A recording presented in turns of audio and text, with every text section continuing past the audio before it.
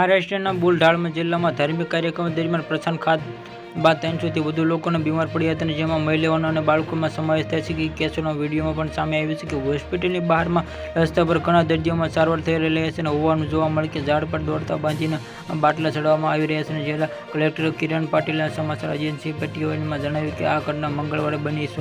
સોમથાળામાં ગામમાં હરિના નામના આ સમાપ્ત ધાર્મિક કાર્યોમાં યોજાયેલા હતા. મંદિરમાં 500 ભક્તો અને 300 બીમારી.